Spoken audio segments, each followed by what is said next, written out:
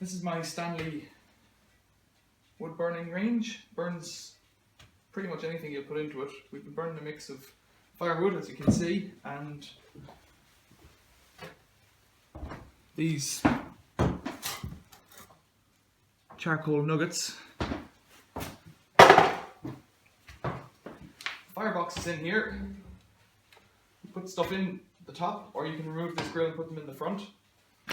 Ash box is in here. On this side is an oven. Over on the left hand side is the firebox. I put in firewood this way. And it's just an ash box, it's full of ash. I'm going to clean it up today. Smoke can either pass over the top and down this side, or straight out the back and up the chimney. So there's two valves on top, one is here and one is here. And they'll make more sense when I open it up. So the valve on the back operates this door. And when it's closed like that, it forces the smoke to go across the top of the oven. This one regulates the speed at which the smoke can go across the top of the oven, and you can see the big heap of dust in here that it needs to be cleaned. I've left this for about a year without cleaning it. The manual recommends cleaning it every week or every 2 weeks, depending on how much you use it. These are soot cleaning doors. As you can see, that's mostly ash rather than soot. Wood ash, white wood ash, and there's some stuck on the side there as well. So I've got special brushes. They're basically little bottle brushes but with longer handles. I'll give them a clean. First of all, I want to clean the chimney. So over here, this door just lifts off, and that's the first stage of the chimney. You can see we're not getting much of a draft there today. It's got an enamel stovepipe with a door in it, and above that it goes into flexible steel pipe. So I've put this little access hatch up here. As we can see in there, there's a steel pipe that goes up the chimney, and it's joined here through a collar connector.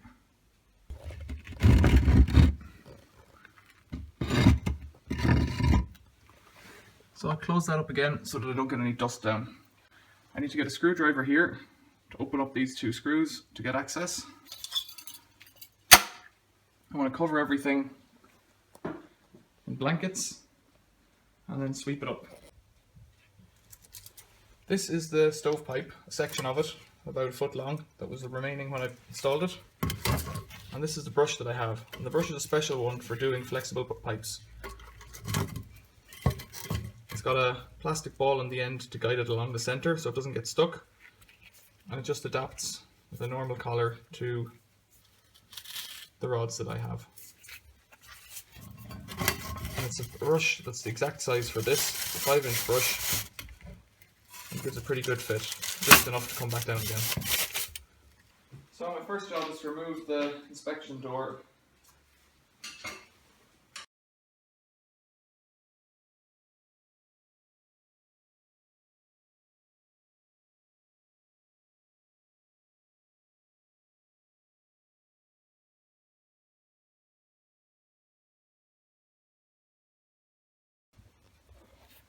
So just to show you what I've done, I've got the cloth wrapped around the back of the stovepipe with a little clip on it. And that means I can open it up to get the brush in, sweep it that way.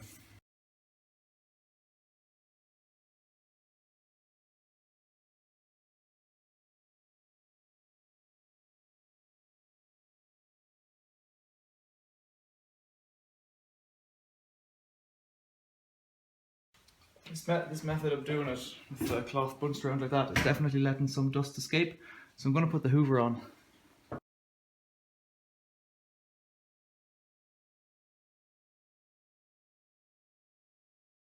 The chimney has a cowl on it to stop birds getting in to keep rain off. The lining comes right up to the top of the stainless steel and is clamped on underneath that chimney cowl. So you won't be able to see the brush sticking out the top this time. So we couldn't see the brush sticking out the top, but I'm confident that it's touched top of the chimney cowl. So I'll turn on the hoover and remove the rods.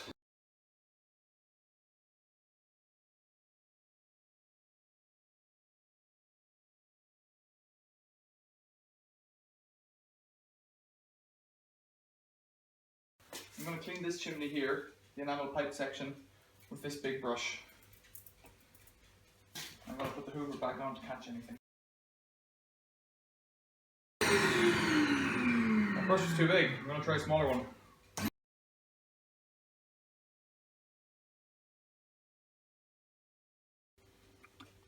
I want to check at this point that the pipe is still in good condition. So I'll have a look. Because it got a lot of movement there. Looks okay.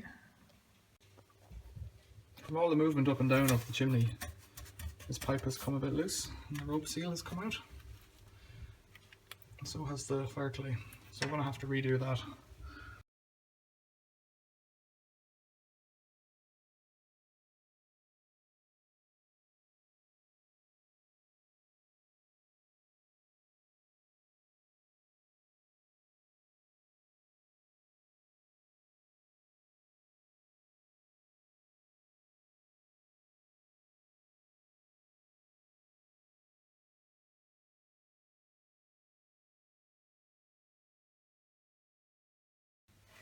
So now it's time to clean out the stove body.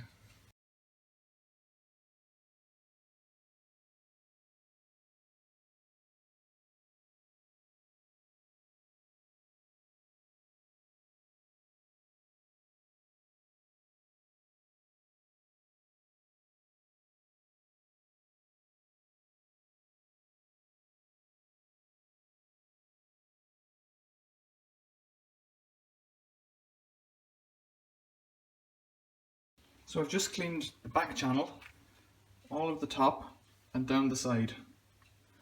The next bit is the underneath. First I'll replace this damper. The little damper here has to be installed when the top is locked in place.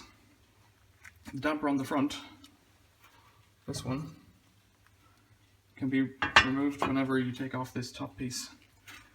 So that it fits better, I've put in a couple of washers down in the little hole that it sits in. You can just see them there. I'm pretty rusty. Slide it in, bring it back. And that's the movement it has. It goes through about 45 degrees. And it tends to rock over when you're trying to put it in, so you've got to maneuver it with your thumb so that it sits in the hole. So the next piece is in here. This is likely to be dusty. The Stanley comes with a special tool. It's an L-shaped piece of metal, about 2 foot long and with about a 4 foot twist on the end.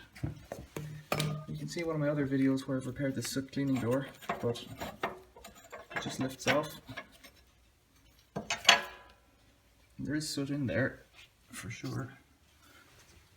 I don't know if you can see. So anyway, the smoke will come from the right hand side downwards, under the bottom of the oven and out the back. And there's no way to see that in there. It's pretty dirty in there. But what I'm going to do is put the hoover up to it and then bring the stuff to the front with the scraper.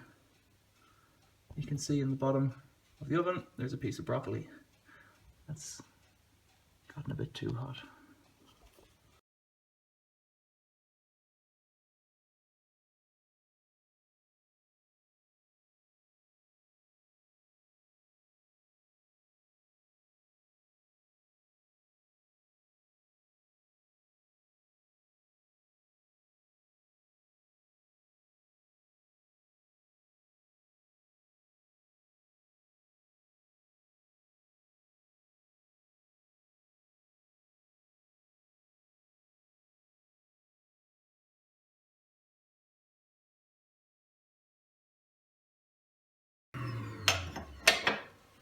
So I'm going with a diminishing rate of return there. I'm going to give up on that. And the last bit will be just to clean out this stove.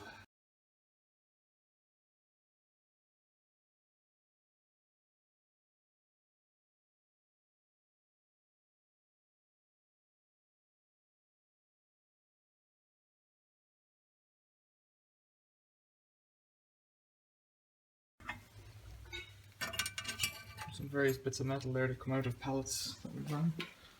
I'll put them down there. So inside you can see that it's moving there. That's the fire grate, and you can riddle it side to side. This last bit is just after that last bit of ash. The whole thing will wipe down. Probably the whole room a hoover as well.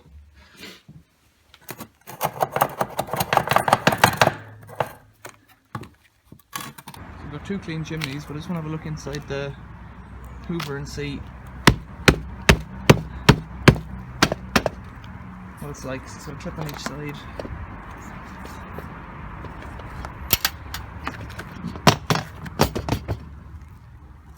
That's the filter bag there. And there's a good bit of stuff there. Probably about 4 or 5 inches. It's coming up to the first ring, just below the yellow label.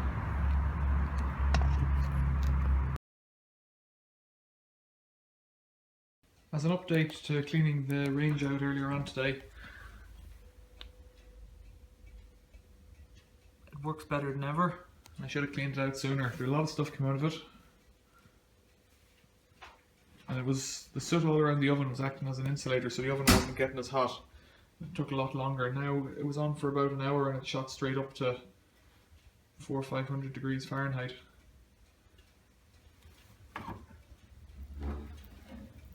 It's got a mix of smokeless and timber in there at the moment.